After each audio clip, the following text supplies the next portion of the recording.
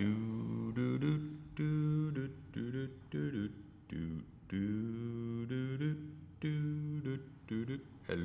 hello, testing. Can anybody hear me?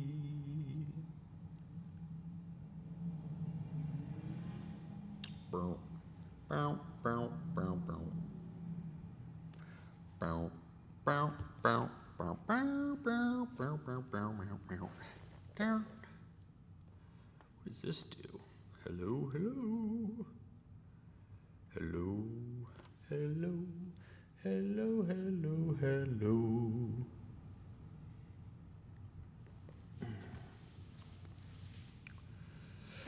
Oh.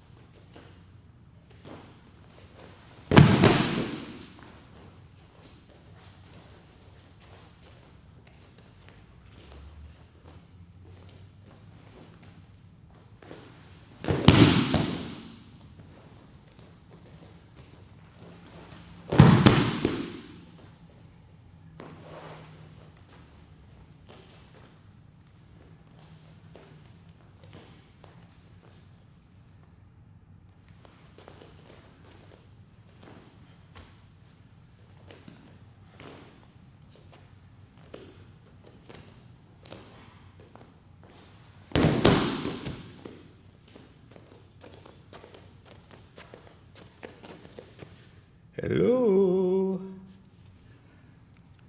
Hello.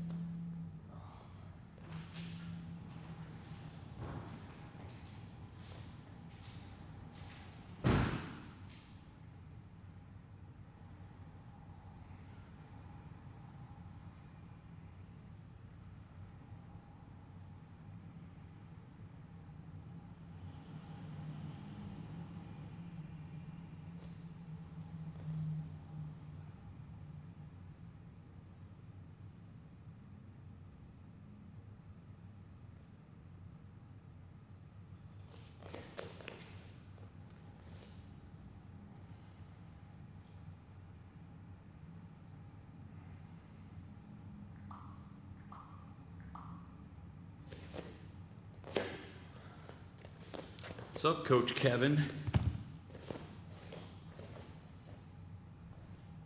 Trevor is not responding to me. Sorry. It's alright, ignore me. I'm used to it, you know. I have 3 daughters, so I'm totally accustomed to saying things and not getting any acknowledgement whatsoever. I'm totally not bitter about it at all. Yeah, I can tell.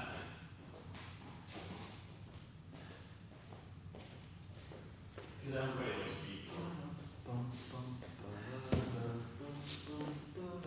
But at least they're not like screaming about how much they hate me. Is that a thing that happens to you? Eventually someone will, I don't know what that is. That was like terrible. That's great. That I was don't know what that was. perfect fireman's carry. I don't know about that. First of all, you can't fireman carry something that doesn't have legs. Yeah. You need a leg to carry. You don't need a leg. You You need just a need a leg. fireman. Fire person. But then anything that a fireman carries is proper. Is a fireman's carry. Is a fireman's carry. If a fireman can carry it, it can be fireman carried. I think. Technically. By definition, right? You keep your foot right there. I'm gonna try something. We could do Trust that. you too much. We could do that martial art where we just like hit each other in the nuts really hard with a pole.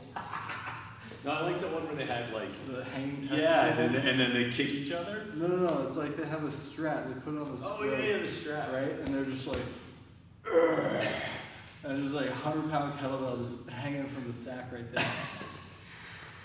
Oh, you know what? I gotta press the go button here. Oh, are we not live there? And we're there now. Oh, there we are.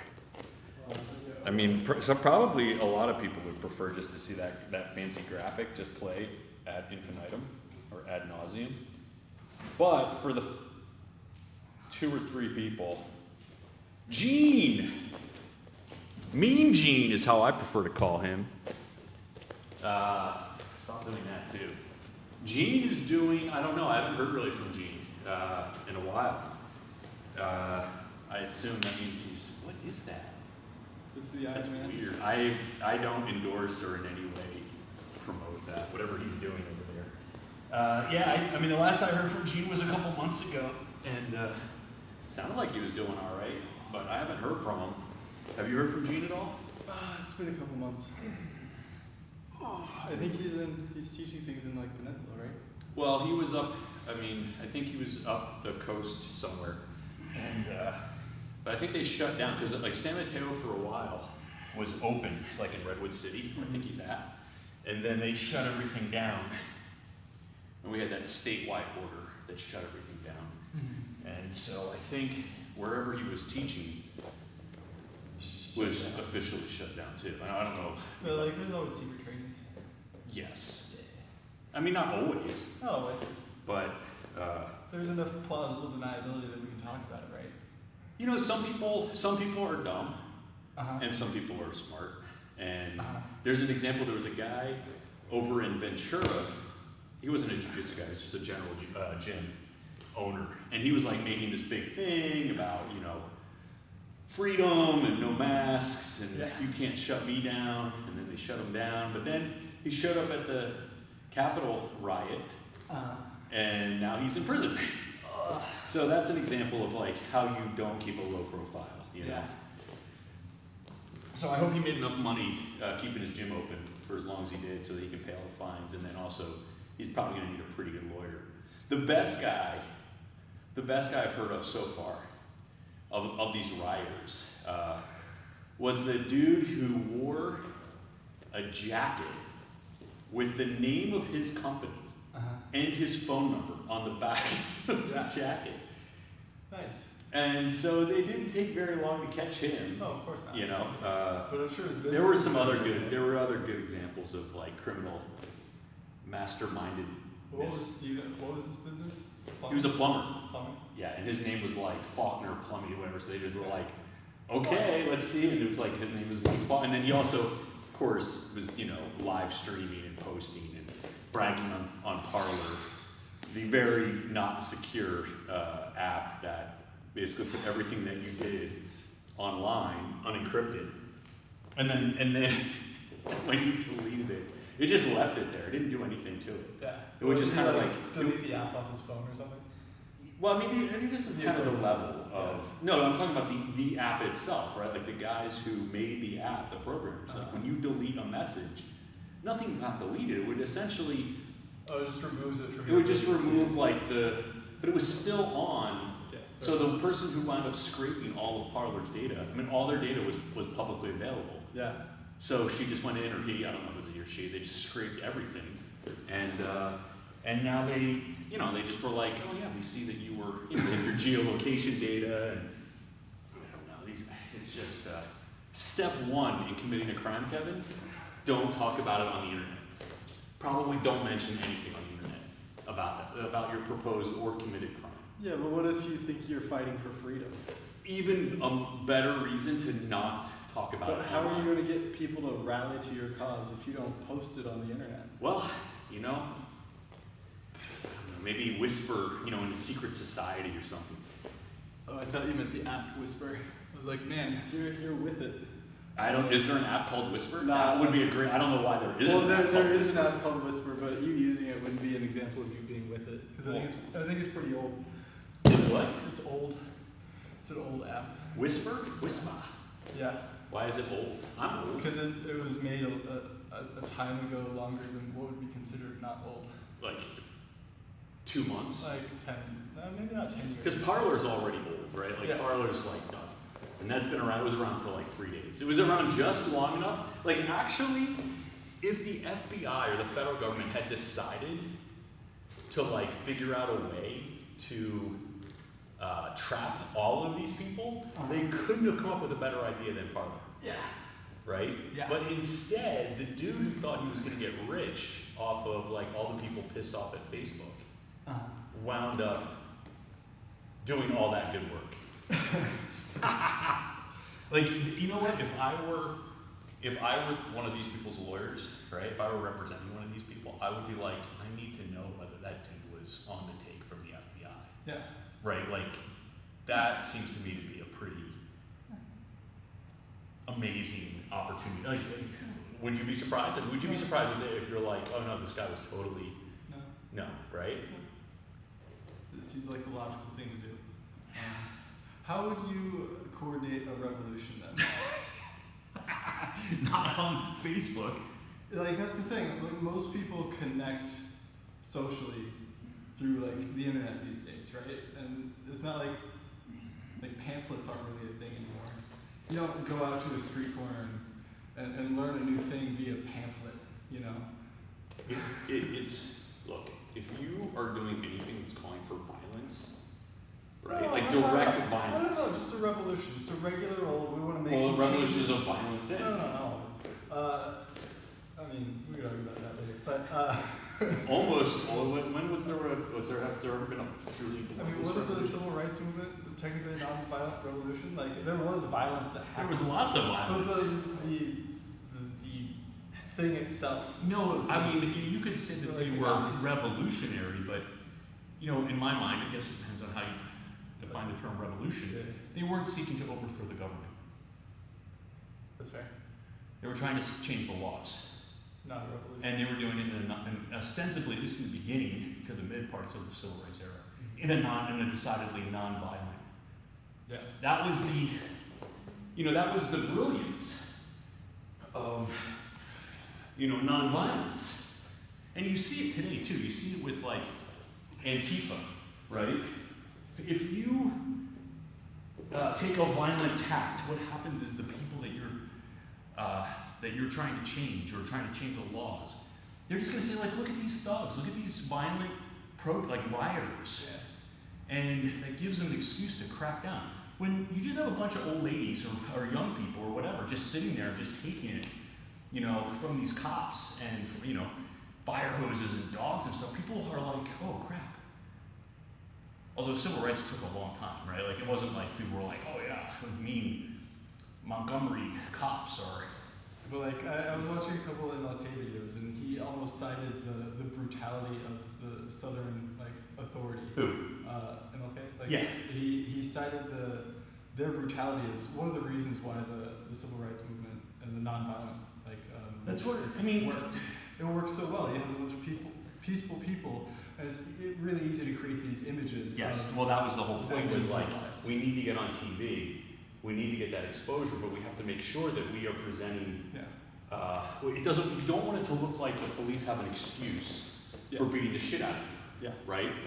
I mean, if a lot of people who don't know any better, or even those who do know better, are like, well, look, they're fighting the police, they deserve to get beat up. Yeah. Like me personally, I think you start charging into a secure government location.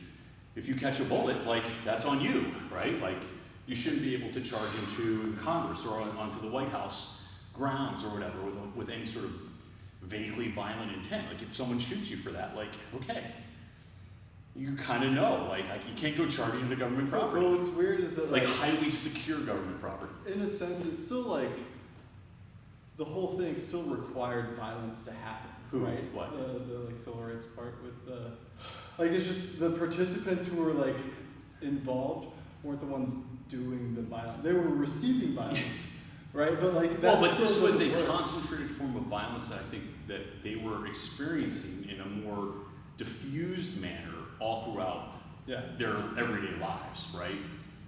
There was all sorts of rules and laws, and like if you sat at a lunch counter, you were going to get arrested, right? You were going to get, if you used the white-only bathroom, you were going to get, the police would come and arrest you. They wouldn't necessarily beat the shit out of you, although they might, right? But I think the genius of the civil rights protests in the beginning were, hey, we're just going to kind of sit around and not really do anything, and we're going to see the cops go crazy, which they did. And the National Guard and the general white population.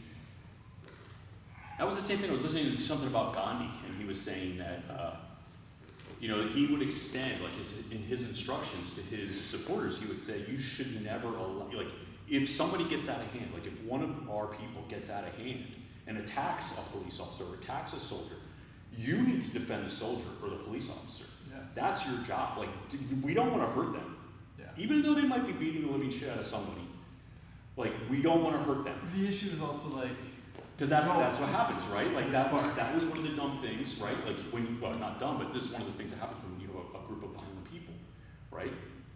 The violence just becomes indiscriminate. You have one person or two people who they're not there necessarily. They're not on the same page. They just want to beat the shit out of somebody who they think of as their oppressor. Do you think it has to be a group of violent people or just a group of people? Well, it's one of those things, and you never really know until push comes to shove, right? You could be all peaceful, and then you see your brother, your sister, your friend, whomever get, a club across the face, and then all of a sudden you get mad. So you really need to be disciplined, right? But I was struck by that kind of instruction of, hey, you should be. That's the same thing, right? I don't think it would have mattered. It shouldn't matter if the rioters on January 6th had been like, hey, no, we're not attacking the cops here. That's just not going to happen, right? Because there were cops killed, right? There were people that were killed and injured. There were 50 or 100 cops that were killed, or not killed, but injured. Seriously, in that if they had taken the approach of no, we're not going to attack the police, they would have had better PR.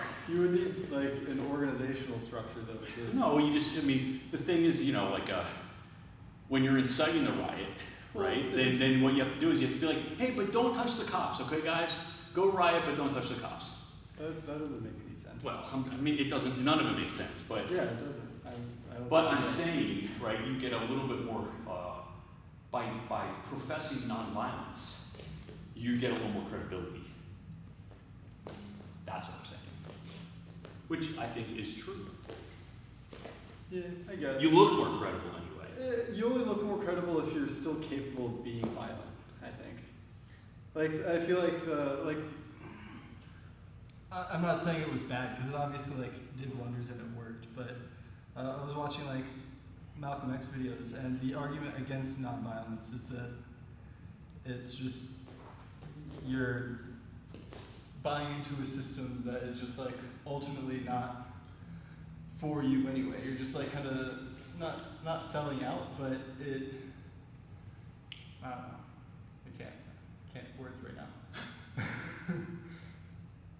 Well, it depends on what your perspective is, right? And what your goal is. I think King was an integrationist. He wanted and the people who followed him wanted to be part of the society, right? Malcolm X did not want to be part of American society. He accepted that, or he assumed and or accepted for himself that that was not a realistic possibility, right? So for him, he was a separatist. They wanted their own land, they wanted their own government, they wanted their own, society. And in a way, that kind of made them implicit allies with white supremacists, in the sense that, the whites were like, we want our own, we're a white society, we want to be with white people, black people, if you don't like it here, you should go somewhere else. Yeah, but white, no, I can't say that.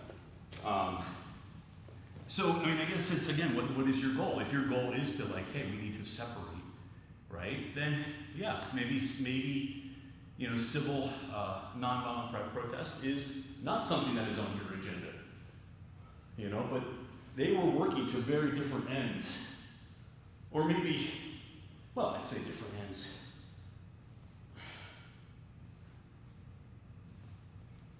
Or maybe the ends was like, similar in the sense that they wanted dignity for black people and equal rights for black people, but they thought that the means of getting there were different. King thought it was like, we can make this society work. Malcolm X was like, we cannot. We have to make our own society somewhere different and separate. Right? Yeah. So, again, how you decide to go about those things and what you think is appropriate is very different depending on what your ultimate end, goal is. They're consistent. I think that's consistent with what they professed, right? What their goals were. I don't know. I can't explain it, and I don't know why. But I still feel like it's, even though they had seemingly like opposing goals, like integration versus separation, I feel like the integration aspect wouldn't have worked. I think I've said this before. Like the integration aspect only works when you have like option B, right? Here's option B. We're capable of being violent. If you don't accept our peaceful option. The problem is that the black community never made up enough of a part of the overall population that they could present a credible threat of imposing option B. Really? Yes. 10% of the population diffused throughout, incredibly poor, disorganized. 10% can do a lot. Not when they're totally diffused. Yeah, but they weren't. Not disciplined. The issue was that they were becoming. Not all. And it wasn't even. I don't know. What would be interesting to see, like what was, and I'm sure it shifted over time. What was the popularity? How many people really subscribed to, Nation of Islam? But my overpoint, even if you said like they were all 10% is not going to cut it. It's not going to cut it. So I don't think anyone was ever like, oh shit, if we don't do what Malcolm X says, they're going to take over the government, or they're going to impose some sort of. Nobody was really afraid of that. But it's not 10% to like overthrow the government. It's 10% who can muck things up. Like put sugar in the engine. The problem was that it was mostly, but there were a significant part of white, radical leftists who were doing the mucking up. Right, like the Weathermen and the. Wait, what about the Weathermen? What about them? What about them? They were doing a significant part of the mucking up, of the bombings and the killings and I don't know about terrorism. Who are the Weathermen? You've never heard of the Weathermen? No. The Weathermen were essentially a bunch of Jewish kids who were, decided to get radical and start actually killing cops and blowing up. Military installations. When was this? This was in the late 60s, mid to late 60s. That's crazy. What happened? But again, I think I just go back to the point of like, I don't think that the civil rights movement was successful because as a capitulation to black militant radicalism, In fact, the black militants essentially imploded. And, if you talk about the Black Panthers, they got all just rounded up and some of them got assassinated like like straight up executed, Uh-huh. you know. And then the other ones, the BLA, they just turned into like a psychotic, self-destructive. I mean, of course, they had help from the FBI, and, Yeah, like, you know. I mean, yeah, your argument. But I don't that think they that have they- the organization. I don't think that they had any. Look, I mean, at their worst, they could kill some cops and rob some banks. You know, they weren't a credible threat to any government organization. Nobody was. I mean, I'm sure there were people in around them that were scared of them, right? If I were a bank teller or an armored truck guard, I probably would be scared shitless of the BLA. You know, if I were operating in their territory.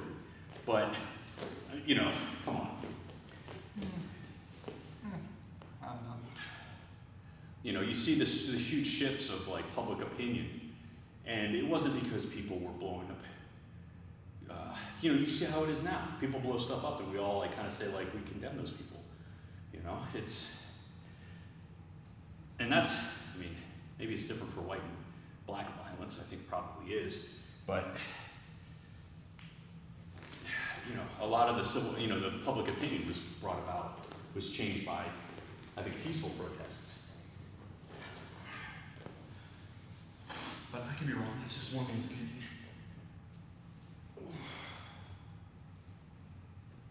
It's certainly easier to market. What's that? It's easier to market. It's easier to sell. Because you have to sell the idea not just to the people who are like would be otherwise with you. You got to sell it to the people who would be against you as well. And you know, if you've got to convince a bunch of people that they're part of a thing that has done harm to other people, if you act violently, you give them like a justification to be like, oh, we may have done this, but look at what they're doing. Versus like, if you can take away that ability, then you take away the person's like defensiveness, right? Mm-hmm. And you can kind of more easily get them onto your side when otherwise like acting violently or aggressively or accusingly, I think has negative results, even if it's like absolutely correct. But the problem is like you're dealing with people in power, and if you turn off people in power from helping you, it's going to be a lot harder. So you got to get people to sympathize, right? And media is a great way to do that. Sure.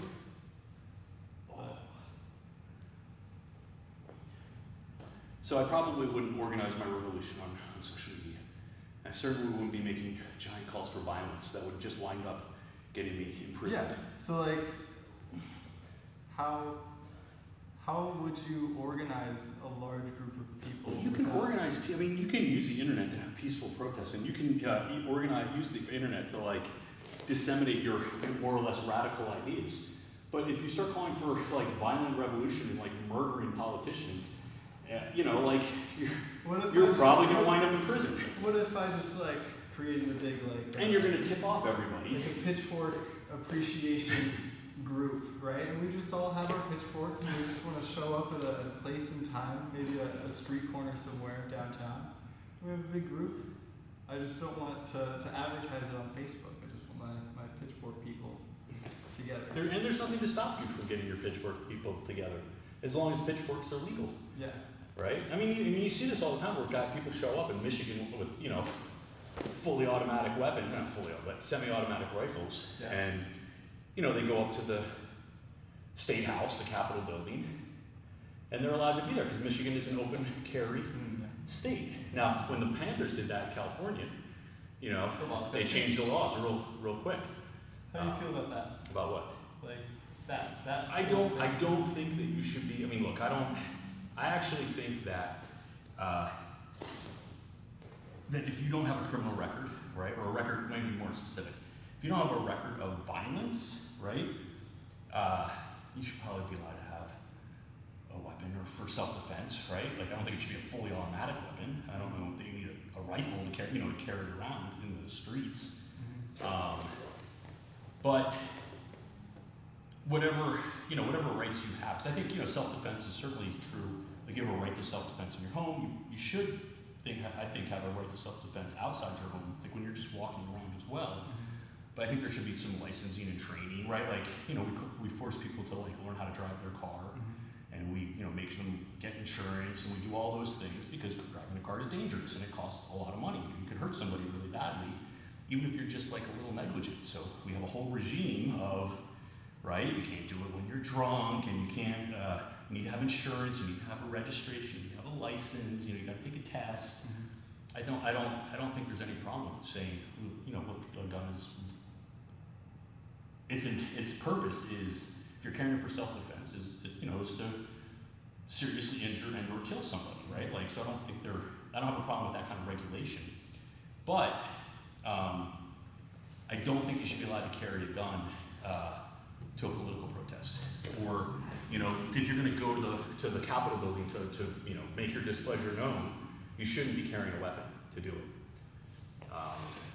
But wait, if I'm okay. You see what I'm saying? Like so that's self-defense, right? Like if I'm walking around and have a pistol on my person, right? And I'm not carrying. I don't think you should. I mean, maybe different places you can have different about open carry, right? If you're out in Texas in the middle of nowhere, you're a farmer, and you want to carry your pistol on your side because you're afraid of getting attacked by a bear. I don't know what, a mountain lion. Fine, okay, whatever. But if you're walking through the city, like maybe not have your gun at your side open. So. But if you're going to go to a protest, Yeah. I don't think you should have a gun. Be allowed to have a gun. So people can have the right to form and to meet in groups, right? That's a First Amendment right. Yeah. Right. People should have the right to carry guns, right, and to arm themselves. If you agree that there is a right to self-defense, but not at the same time. Depends on what the thing is doing, right? If you're assembling, right, let's say we are just having a protest, right? Like just a regular, we're going to walk down the streets, right, of some city. I mean, yeah, probably you shouldn't be allowed to carry your gun with you, like, because that's. So, like, if you get your permit, you would for the protest. I'm not allowed. For example, I'm not allowed, even though I have a right to travel, right? I'm allowed. There's a right to having a car, so to speak. I can't have that right and then use it during one of my protests to run people down. Yes. Right. So it's the same thing, right? It's a similar idea. I know it's not a perfect analogy. But well, murder is always illegal. No. Well, murder, but like self-defense is legal. Well, which is also murder. Mowing people down in your car isn't an act of self-defense. If they're inconvenience you and you're stopping traffic up, then you should be allowed to murder. I agree, but that's kind of like, I remember that being a thing for a while. What? Don't if you're going to protest and block the highway, then I'm going to run you over. Well, like if you say that, if that's like your thing, then you're they should take your gun away, right? If you really think about like if you're threatening that you're going to run people over because they are inconveniencing you, then you definitely should not own a gun. You shouldn't own a car either. Yes, thank you. Yes, exactly. Thank you. You should just be stuck. Maybe it's just. I disagree with that idea though. Which one? That you should be able to both carry a gun and protest. Well, I mean, I think it could be. Here's what I would say. I'd say if you're going to go to. So first of all, like it depends on the place, but there are many places where you're not allowed to bring a gun, right? Like you can't bring a gun into like some states they don't have these laws. Preschool. Like there's like the gun-free zone type of thing. Yeah. If you're going to go and you're going to protest at the state capitol, right? What am I protesting? Who cares? Doesn't matter. But you're carrying open. You have rifles, right? I don't know why you need to have a rifle when you go and protest this stuff at the state capitol. That's what I was saying. Like maybe if you're just thinking like, okay, I have a right to self-defense. I have a pistol. Yeah. Okay, I can see that. Semi-automatic rifles. That's not cool. You don't need that for self-defense. Yeah, but no one. If you are in like the West Bank of Israel, then maybe you need an M16 or some sort of AR-15. This is America. America. I live here so that I can walk around with a strap on and look at people menacingly. And well, that depends on what state you're in. If you're in Texas or Michigan or Ohio, then maybe you can get away with that. Oh, did you see the video of I think two guys got pulled over for something. And they had a conflict with the police, and they ended up going to the police station fully strapped up, whatever the face mask is, all the B's and L's and K's, and then big gun. Right. And he just walks in to file a complaint with the police department, a written complaint. They did not take it well. Who, the police? Yeah. I mean, if you walk into a police station with like an AR-15, Yeah, and like you're full mask. you're body probably gonna have a problem. gear.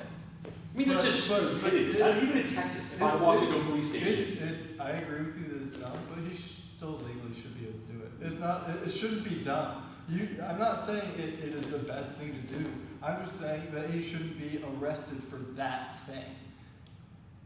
well, I mean, it depends on what the laws are. Yeah. Right? I mean, in some places it's totally legal to carry your. In Michigan, Yeah. in California, 40 years ago, 50 years ago, it was Yeah. legal to carry your weapon into the state building, Yeah. right? But you have to look also at the rights of the other people who are involved, right? If I'm walking to a police station with my AR-15 I'm not and my plate carriers You're and not my helmets. infringing on anybody's rights. Yeah, I am. I'm Well, causing them some apprehension and some fear. They're causing themselves apprehension. They're infringing on their own rights with their. An Butterfly assault is just putting somebody in reasonable What, fear does for their safety. intent not have anything to do with assault? I can accidentally You assault. can negligently assault somebody. Sure. Negligently, sure, but accidentally? Yeah, accidentally you can. Like where I just like walk by you and you like Maybe. jump scare. And that's Maybe. that's on me? If you pull out your gun, let's say you want to check your chamber on your pistol, right? Make sure you got one in the pipe, right? You just walk down the street. Maybe you're going into the 7-Eleven. Hey, I'm paying for a candy bar. Let me just pull out my 9, check my chamber. Yeah, that guy's probably going to shit his Alright, pants. what if I just have my gun? The person looks at my pants and sees a bulge and gets freaked out, Well, right? I mean, that happened. Are you talking about guns now? What are you talking Yeah, about? whatever. Is that my fault because this person is scared? Well, probably not. No. But if it's like somebody who's a state legislator, Yeah. right? And you whip out, or it becomes obvious that you have a weapon. Yeah, they might freak out. They might just freak out. And a police officer who sees that you're carrying a weapon that's concealed may very well freak out about it. Yeah. Yeah, you might get tackled and or shot. Yeah. Right? But it's still legal. No, It should be. I don't think so. Yeah. No. It depends on the place, right? Don't do it in a preschool, right? But if I live in I mean, you're probably open better off state- doing it in the preschool because the people won't know what they're looking at. Yeah. If you do it where there's a lot of cops, Let's not go Depends into on your preschool. preschool. I don't want to get into preschool shootings yet. What else? But yeah, if I'm like in an open there are carry- reasonable restrictions to all of everyone's rights. Some- There's no right that is not some way restricted or regulated. Not a single one. You can't name one. Yeah, I agree. But some are over restricted. Well, and that's true. regulated. I was thinking about this the other day. Yeah. I was thinking, people complain all the time in especially California. And New York too, because these are, I'm sure, Chicago, any place where you have a lot of gun laws. They complain, like, oh, I can't get my gun, I gotta go through these hoops, I gotta jump through this, I gotta pay this fee, I gotta get this license, blah, blah, blah. It's hard, I just wanna get my gun, right? And there's something to that, right? There's something to, hey, I'm a law-abiding citizen, I just wanna get a gun. There shouldn't be any big problem for that. But I was thinking, maybe now you know what it's like if you're like a girl trying to get an abortion in Oklahoma or Texas. Right? You're like, hey, I have a right? I have a constitutionally recognized right to control my own body, right? But the state has made it so hard, if I'm in Louisiana or Mississippi or Alabama, whatever, right? The state has made it so hard for me to actually exercise my constitutional right. Now you kind of know what it's like. Wait. And there are more places that are like that than there are places that are difficult to go and get your Second Amendment right on. That makes me very uncomfortable. I don't know how to talk about this anymore. What? I mean, I think it's, you talk about like how unfair it is, that, I can't get my Second Amendment right on. No, I'm not talking about how it's unfair for me. It's unfair towards a specific group of people. No, I'm not saying you personally. I'm Yeah. saying, I'm talking about that group of people. Yeah. And I'm like, well, then this is kind of the same thing. You think you have a right to something, and then the government's like, no, we don't think you actually have that much of a right to that. Yeah. So we're gonna make it really hard for you. Yeah. And So with the abortion rights people and the gun rights people need to get together and yeah. work it out. So are you adding to my argument, or are you? I don't know what's. I don't know what you're doing. What do you mean? What, I agree with you. I agree. Yeah, those things are both terrible, right? Yeah. No, but my point was that More guns, more there are abortions. reasonable restrictions to every right. Like, so for example, right, like, sometimes kids can be very young, right? Kids can be young, and they have these, like in California, for example, you can be 13 years old, you can go, and you have certain rights as a child. To what? So like your medical records, you know, like your medical decisions. The state actually will now, you know, say, oh, you're 13, so you don't have to get your parents' permission for any of this stuff. Nice. Now, in some instances, that totally makes sense, right? In other instances, you're like, no, that 13-year-old is not capable of making a coherent, rational decision about their own medical or whatever. And you know, but it goes by it varies by situation. What do you mean? Well, there are mature 13-year-olds. Yeah.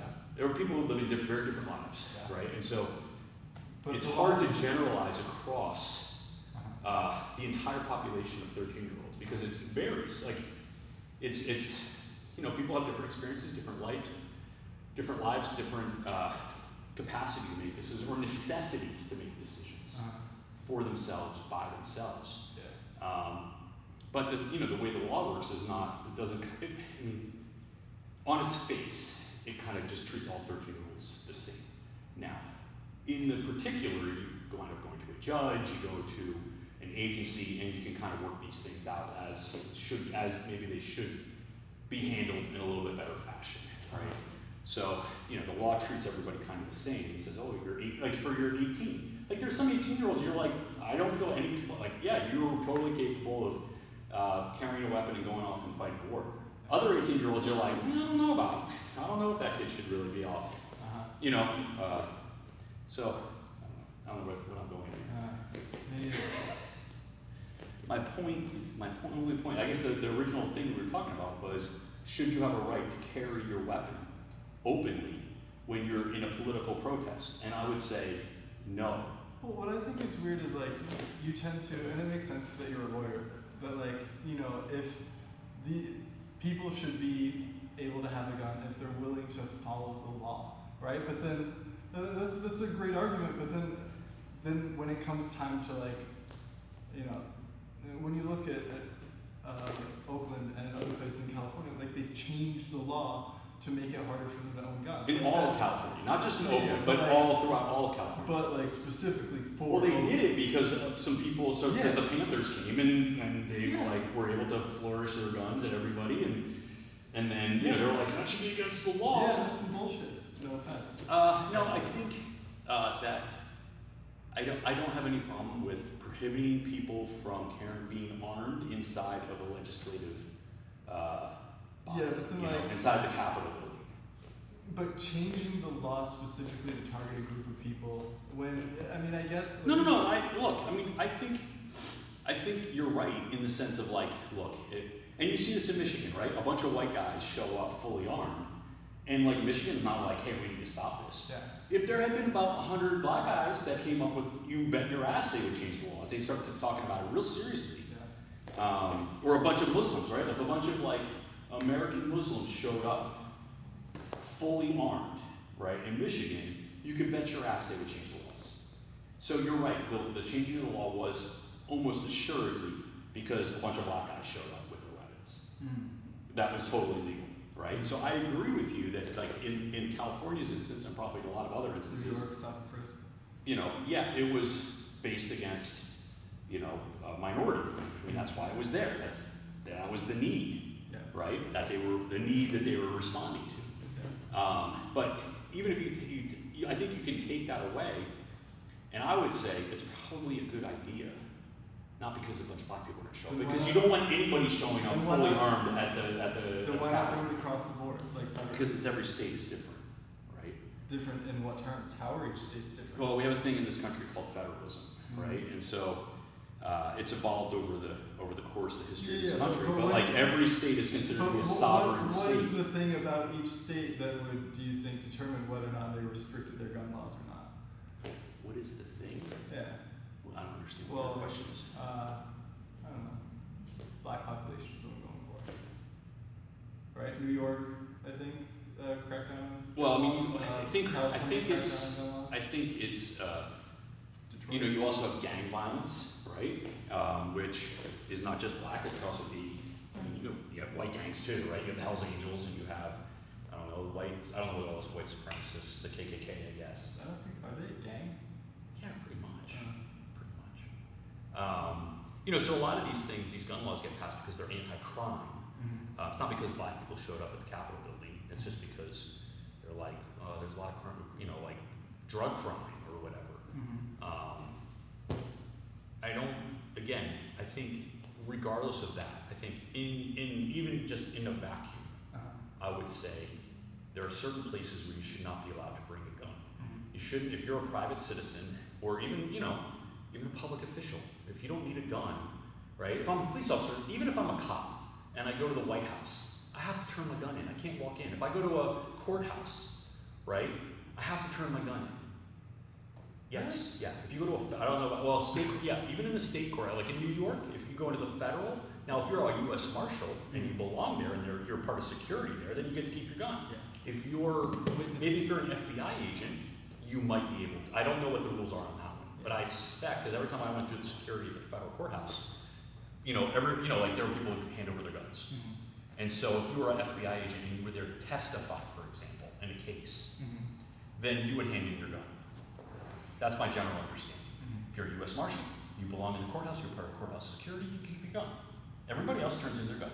If you go to the New York Supreme Court house, you turn in your gun. Only the bailiff usually has a gun. In the court, sometimes the judges will have guns too in New York. How do you feel about like? But if I'm just a litigant, right? Then, and I don't like now. Some people have orders of protection. They gotta worry about making a gun because they have, well, you know, people are threatening their lives. Okay, whatever. That makes sense. But otherwise, you turn in your gun when you go to a courthouse. When you go to a, you know, like a state building where there's, you know, the business of the state is being conducted.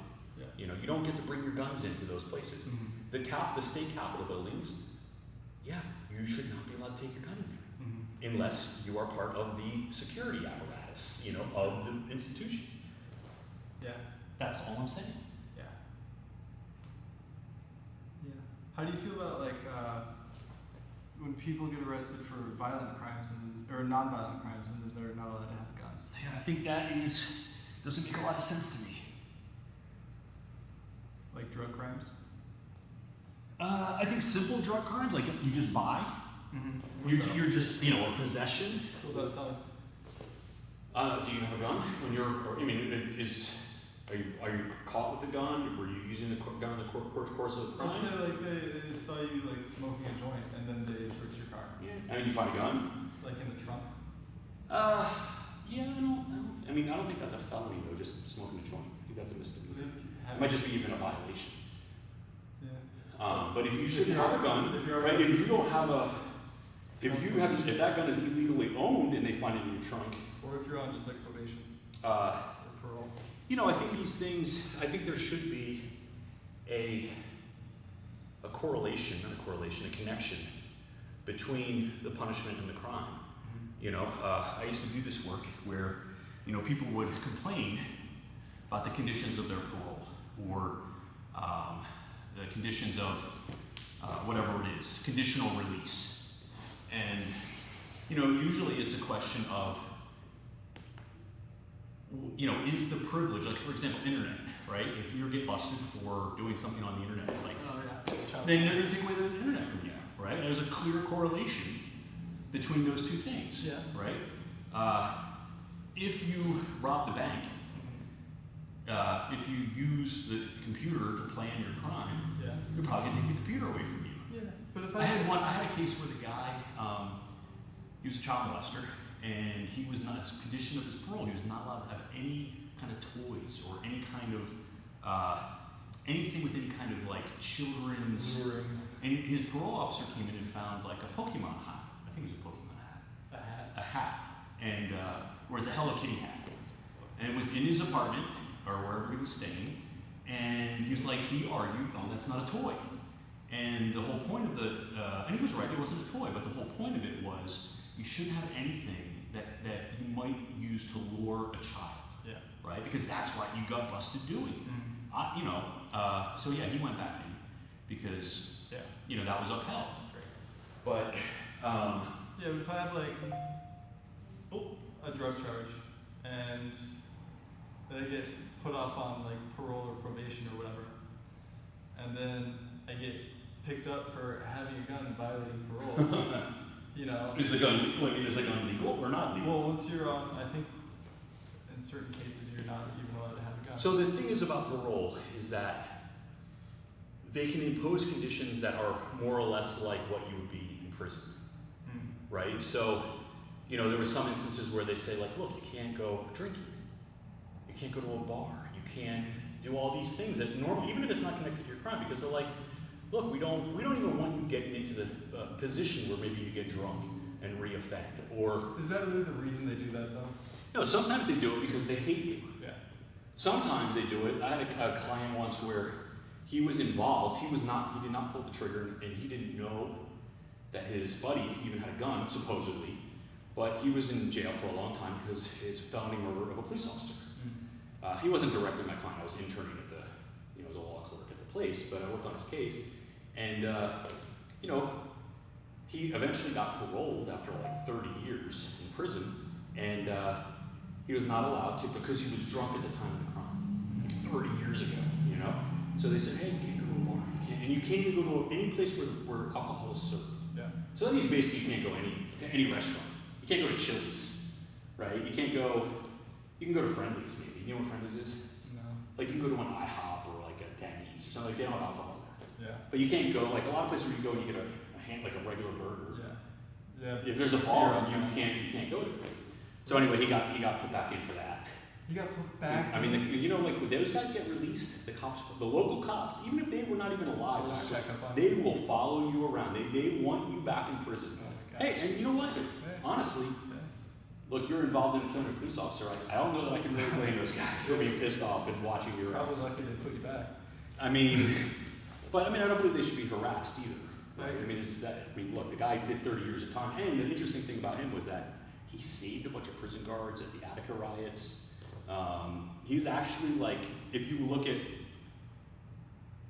think of like prison as being possibly rehabilitative, he was rehabilitated. There was no question that he was like a model prisoner. He had like guards wrote on his behalf, the wardens would write on his behalf. And he could not go to Applebee's?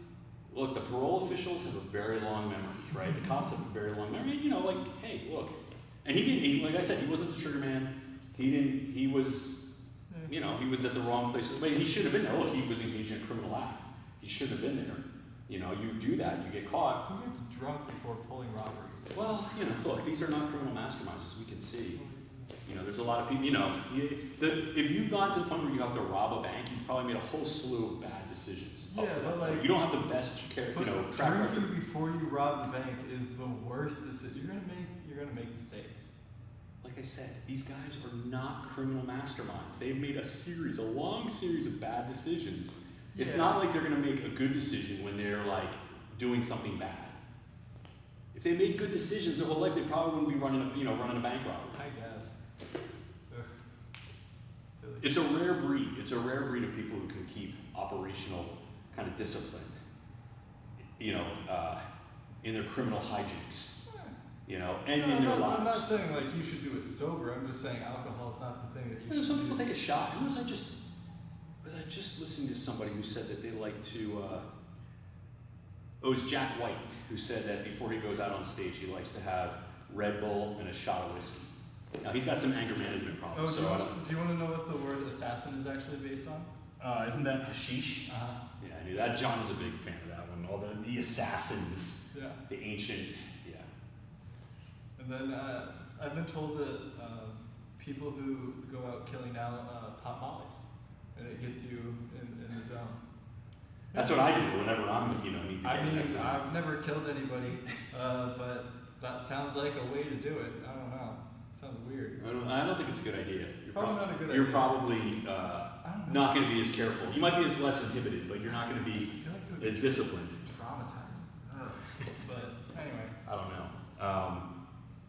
But yeah, It's shaky. Nystagmus. what were we saying? Uh, Guns, freedom. freedom. Freedom. How would I organize my revolution? I wouldn't do it on Parler. and I wouldn't promote anyone's beheading elected officials or live streaming any of, you know. If you were to stage a revolution of some kind, however you want to define it, like peaceful or whatever, like, Yeah. what do you think it would be about? Like, what would you want to change? What do I think we need? Climate change. That's what we need. We need to take climate change more seriously. A big group of people to fight climate change? Yes. Huh, like how? What do you mean how? You're just gonna stop it? I mean, if you wanted to do a revolution, I think that's like the existential threat to humanity, to society right now. Yeah. You know, to economy. I don't know. I don't know how broad it's going to get, but it's probably a pretty. The funny thing is, like we look like right now, I'm totally depressed about the possibility or the likelihood that we will do anything to slow down climate change. Given how little we can get our shit together, or to deal with a pandemic, stop having kids. That is not going to stop climate change. That will stop climate change. That will not be enough. If everybody stops having kids, Yeah, but that won't. That's Then gonna all stop of our, climate change. then all the economies will collapse. yeah, but like You need climate people. change. You need people. Like Not climate maybe as change. many people as we're getting. That's Like, what I'm you saying. We need people. to not have Well, as many the societies that are having the most kids are not the ones that are most conducive to, control in that manner. Even China, they were talking about China and how they overturn their one-child policy. yeah. That was a while ago. No, but how they what was the word? Not overcompensated, but they Overswung. over optimized or something for because now it's like the demographics in China are so dire that they think that the economy, it's like Japan, Yeah. where they just don't have they're not going to have the demographic, the population to maintain Yeah. economic growth, whereas India will not have that problem, at least as it stands right now. I think I'll just pledge to never have kids. That will be my contribution to fight climate change. I think that will contribute to a lot of things. Oh yeah. The world doesn't need any more of this. That's not true. We need more jiu-jitsu geniuses. No, we don't. Yes. Nah. And we need more tall jeans in the gene pool. Nah. Yes. Well, your sister, I guess, is contributing now. I'm inconveniently tall. 6'4" is too much.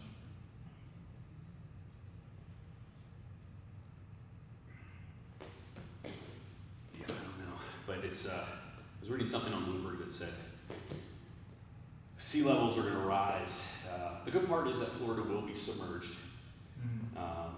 But all the coastal cities are probably going to get, they're going to have to get moved.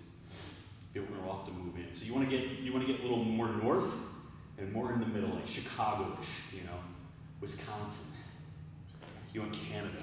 I think central Canada is where you want to be right about now, or maybe in 25 years. Buy a plot of land, like planning on the ocean. You get Right those now, someplace. yeah, no, don't buy any oceanfront property. Do not do that, unless you're planning on having your house on some very tall stilts.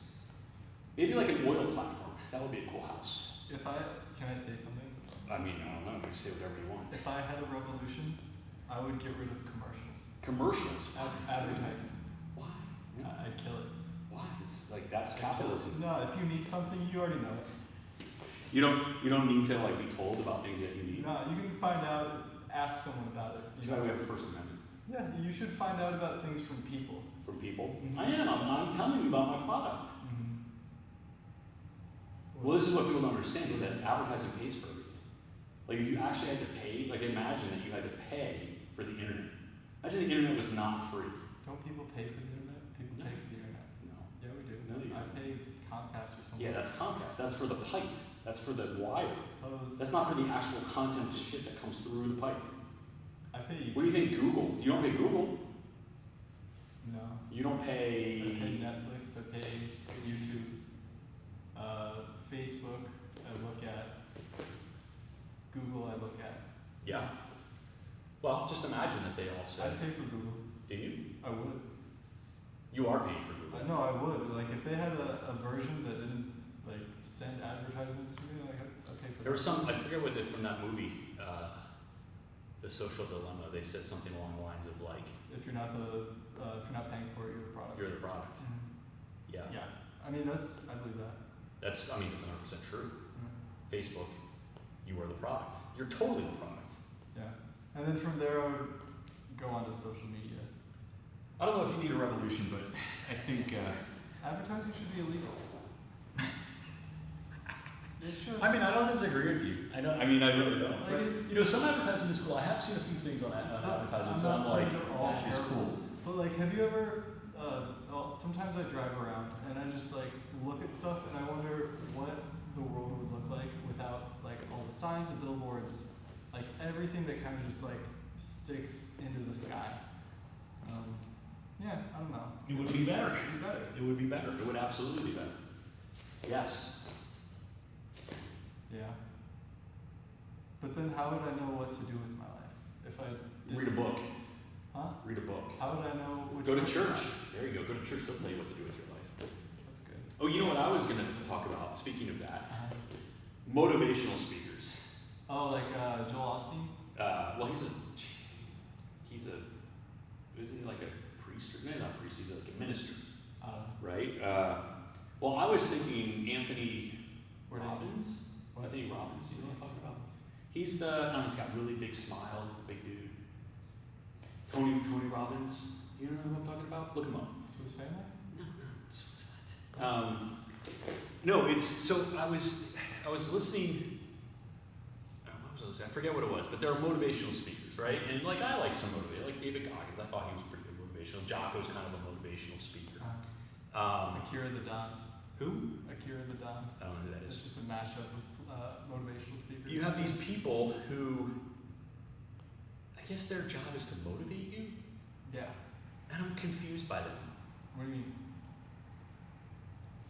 I'm confused as to why anyone needs to be motivated. Really? Yes. Huh. I'm confused, and this is like kind of goes with advertising, right? Like, so you have these guys. Really, it comes down to something simple. I think motivation is simple. Okay. It's you want something, Huh. you work hard to achieve it, Huh. right? Like, if you want to be successful at whatever you do. What do you do, Kevin? What do I do? What does anybody do? What would you recommend? Someone says, hey, Kevin, I want to be successful at X. What do I need to do? I don't know. Work hard. That's probably part of it. Yeah, work hard. There you go. Step one, work hard, right? Yeah. Step two, maybe find a mentor, somebody who can guide you along the way of like whatever it is that you want to accomplish. All right, so they'll tell you, okay, yeah, you need to work hard, but here, this is where you really need to work hard. These kind of areas. Don't waste your time. Like they give you kind of like some Guide. insight, some guidance, Efficiency. right? Efficient, exactly. There you go. Where do you think motivation comes from, though? From a desire to achieve something, or get something, But where or is that? be something. Where does the desire come from? The desire comes from The a idea. dissatisfaction with your current state, Mm. right? If I'm poor, Mm. if I'm hungry, I probably want to get fed, right? I have a hunger. I mean, it's a literal hunger, right? If I'm lacking something, right? I notice something that I don't have, whatever it is, it could be tangible, intangible, and I say, I want to be different. I want to change my circumstance. That's my motivation. I want to change it. Let's change it, right? I don't understand. What is the complicated part of this? Oh, here's another one. That you might work hard. Don't give up. Don't give up when things get a little tough. There's another one. I'll give you another one, right? Sometimes it's hard. You're gonna have some difficulties. Nothing's perfect. Some things are hard, right? It takes a lot of work. You're gonna hit a hurdle. Don't give up. Keep working hard. I guess. Yeah. I'm still stuck on the wanting things part, though. Why? What should I want? I don't know. I mean, everyone's different. Oh. Everyone's different, right? Some people want different things. Do Not some every- people not want anything? I think that some people don't want things enough to work hard for them. Right? So I could say like, you know what, I would like to have a Lamborghini, but I don't really want to do the things that I feel like I'd have to do in order to get the Lamborghini. To me, it sounds like you don't want a Lamborghini. Well, there you go, fine. I don't really want, no, I mean everybody, if you said like, here's a Lamborghini, I think a lot of people would take it. Yeah. Right? But like, I'm not gonna I would like I'm to. not gonna like sign up for a company to work my entire life and For the I don't Lamborghini. do to get a Lamborghini. But if you want to give me one, like sure, Maybe. I could probably Maybe. at least drive it a couple times. I mean, it could be. Look, I mean, everyone has their own different kind of like scale or their own different perspective of what is. I mean, if you grow up in abject poverty, right? Just having like a roof over your head and some food in your belly might be what your greatest ambition, Yeah. right? Well, what happens if that's your goal and then you get it? Okay. Then what? Okay. Well, if you're happy, then you're happy. So then, You know, I'm not saying there has to. I mean, it's all relative, is what I'm saying, right? Like I saw this article about, or this documentary about this guy. I think he's Filipino, and that he's like a member or leader of like a tribe. They're like these free divers.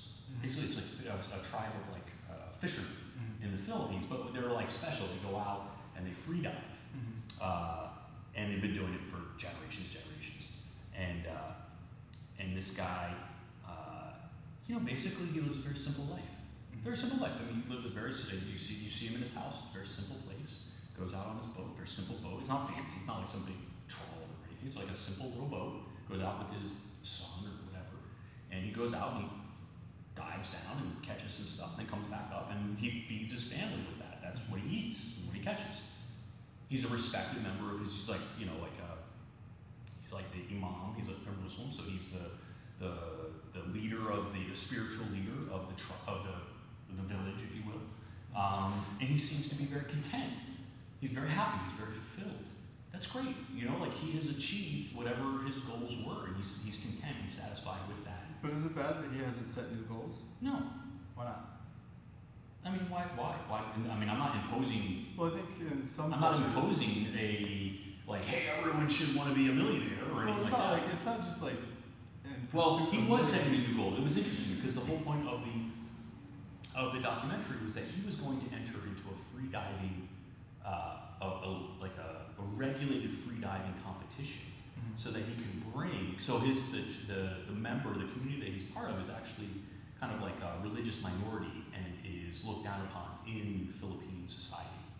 And so, because they're very poor, probably because they're Muslim, I don't know. But he was trying to bring some honor and respect to his community by working towards the greater good of bringing glory to the Philippines and saying like, hey, we really are part of this larger community, And so he was trying to set world record for this free diving, right, competition or whatever it was. Or a national record or whatever it was. Well, that's good. So he has this. He wants to improve relationships between his group, his community, and the larger Philippine. I think they were Philippine. They might be Malaysian. I forget. But you know what I'm saying? Like he was doing something that he thought was for the betterment of for everyone, really.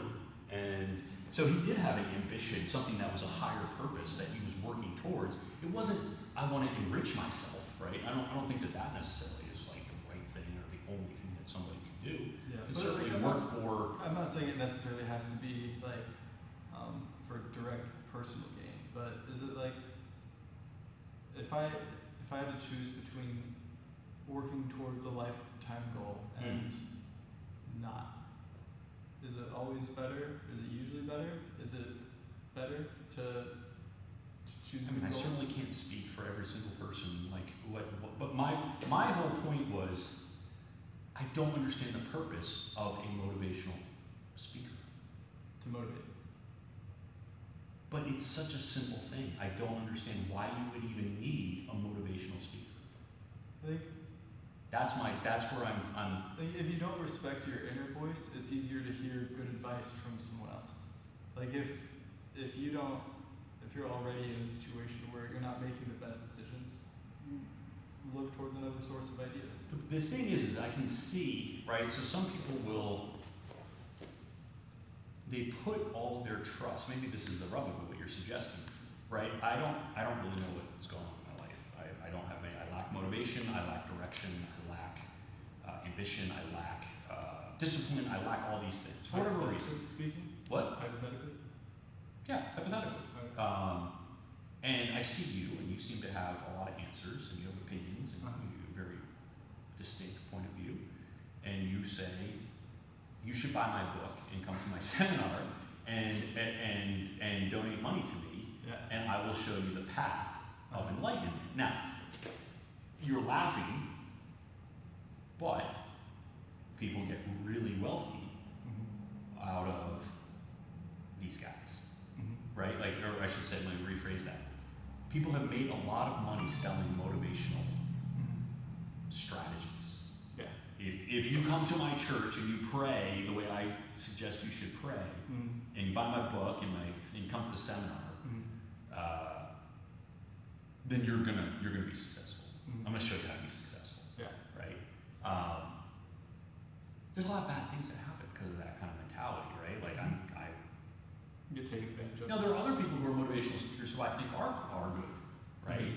But I just wonder what the balance is. Like, how many motivational speakers are actually acting in kind of like people's best interests, and, you know, in their other interests, and how many are like, I can take advantage of these people? Because I think a lot of motivational speakers are full of shit. Some are good, but some of them are just full of shit. I don't know, labeling yourself as a motivational speaker, I think itself. So you think someone who says I'm a motivational speaker is suspect? What do you think? If Jesus had been selling Bibles, you know, would you have been like, whoa, that's pretty suspect? I think He's enriching himself, right? I'm Profiting. suspicious of anything where their first motivation is to sell something. Where like maybe your motivation is top notch and you've got great ideas. Yes. But if you present it as first buy my book, I just think like if people have inspirational stories, right? Like Dave Goggins, I think is an inspirational story. I think it's also a cautionary tale. He's crazy. I mean, he's a little crazy, and he says he's crazy, right? He's very upfront about everything. I don't sense that there's a lot of deception. He's not. I mean, and I think he sold a book. I think he's inspired a lot of people. He's on balance. I think he's probably good, right? I mean, I don't begrudge him that he sold a book, you know. Or, I mean, did he do it like to sell books, or did he do it to motivate people? Probably get both. ideas I don't out think there? those are mutually exclusive. Well, I think if you're gonna choose someone to follow, you should understand what their motivations are. And if their motivations can't clearly be defined as like primarily to help you or to help what people. he says in his book, just to pick on him, is that he's like, look, he talks about his childhood, and came from a very difficult childhood. You know, I think, you know, like, oh, I had a tough childhood. Like, no, like I had a bucolic, you know, idyllic childhood. Oh, bucolic, sorry word. Idyllic. Bucolic's like farming or something. I don't know. Anyway, and his whole thing is, his shtick is, you know, take the things that you, like your adversities, like the tragedies in your life, and use them as, look at them as like almost like it's like a, what's the word? Not fuel per se, but like he would say like, I was prepared for the greatest adversities in my life because as a little kid I was like put through the fire, right? And so you can like say to yourself like, I've been tempered by the fire. That's not his, I don't think that's his metaphor, but you know, it's like all those things that happen to you prepare you for the hard things that come before. And you would often think of like, if I could get through that, I could get through anything, right? And so that's why he's like, I would never give up. And when I'm going through Navy SEAL training, which was incredibly hard, I was injured, whatever, I would just go through it. And you know, I think that is an inspirational story, right? And it's a way that he kind of developed. He talks about how he developed his mindset, and he's like, I want to share that with people because I think it will help them, right? And you know, part of that is like you're writing a book, like that becomes accessible to millions of people, as opposed to maybe a YouTube channel. I don't know, and you can just talk about that. I don't know if that's as accessible. You know, like if a book takes 4 hours to read, he could, you know, like I don't know how many people sit around and watch YouTube for 4 hours, right? Maybe you do. I don't know. But my point is just that seems like he's not, I don't know how to draw the distinction here. There are people that tell you how to live your life. They're motivational speakers, but it's like they're like just vacuuming money from you. You know what I mean? Like, and then there are people who are like, well, okay, read my book. If you have questions, like email me. Yeah. The book is $20. Yeah. Right? Yeah. I feel like if you I think there's a difference there, but I'm struggling to. if you sit down and you're like, you know what would make a lot of money? Me being a motivational speaker. That's a problem. Like that's your career. That's a problem. Like no, maybe motivational speaking, whatever that means, can be your career. Like I think if it comes I from think a place there of are people. honesty and sincerity and authenticity. There are people who have overcome adversity Yes. in their lives. Yes, and they're free to write about And it. they get onto a speaking circuit, and they go from high school to college, whatever, and they say, hey, listen, look at me. I was in Afghanistan. I blew off every limb. And you know what? I mean, that's how they make their living, right? Like they're 27 years old. They come back from the war. They got no arms and legs. Yeah. And now they're going to go around. If I If I see your picture on Facebook, I'm just not gonna take it seriously. But if I hear about you from like a friend, right, or like my dad. You're talking about advertising now again. Yeah, it's just like if your thing is really good, then I'll figure it out some natural way rather than you telling me. So Well, here, I just go back to this idea of like, I think all motivational speaking, all motivation comes down to like some basic elements. Life can be hard. Keep working hard. Don't give up. Like that's kind of it, right? Like, yeah, that's it. I don't understand why you like. I can get get where you feel here. Let me finish. I understand where you say you're in a position where you're so depressed or you lose sight of something, right? Like you kind of give up, right? You abandon whatever it is that you maybe you didn't even know you had could really work towards something. You just say, hey, listen, I'm in a situation I can never get out of it. I give up, right? And then maybe someone comes along and says, no, I was just like you, and look at me now. I worked hard and I did this, and this, and you're like, oh, okay, that's cool. And maybe I'll start working hard to kind of be like you, and you've inspired me, right? Like there's an example, like there's motivation from example. Yeah. And I'm trying to draw a distinction between that, which I think is fine, and the thing of like, Kevin, let me tell you 12 steps, and you're gonna have to sign up for my 12. Each one of my steps is a different seminar and a different book, and we're gonna audit you at the end of it, and you know, like, why don't you come live on the campus? You know what I mean? Like, it gets very cultish. What was that thing with the chick from Smallville who was branding women and like having her boyfriend? Yeah. Like that. Well, Yeah, that was the same thing. And very exploitative. And it was still like it was Nexum. Nexum, that was it. I think is what it's called. Yeah, and like it helped a lot of people, but it was like also. Well, there were a bunch of people who showed up and were like, "Yeah, we were branded, and we totally think this guy's awesome." At his sentencing. Yeah. There were like 9 women who were like still totally down with him. Yeah. He was a motivational speaker. That's why I see it, and he's like the worst example. Like Jim Jones is another motivational speaker who it all ended in. But I don't think Nexum did. Nexum, I guess they advertised. They probably did. I'm sure they did. I don't know. It's just weird. I just don't get like the motivational speaker industry. It's very simple. I just think it's very simple. No, because it's like, it's not just the message. It's like you're selling the person too. Well, that's like, the difference. You know, like you're selling less whatever his name like, is. Like he's stealing ideas that, like you called it, reskinned ideas, right? Yeah. Like nothing new here. But what is new and what is novel is what this person has experienced, his take on it, and how he applied these very simple things to his obviously. Well, here's how I would say one difference. It's one thing to say like, hey, listen, use my life as inspiration for yourself. Yeah. Or like use my insight as some sort of inspiration for yourself. That's one thing. Another thing is to say, I'm a genius, right? And only by listening to me will you ever achieve. Yeah. You know, like whatever That's happiness. the difference between like religion and motivational speaking. With religion, it's like, oh, God did this for me. With motivational speaking, it's like, I did this for me. I can do this for you. There you go. There you go. That might be too simplistic, but. Don't join any cults, people. That's what we're trying to say here. Join my cult. It'll be fun. We have fun.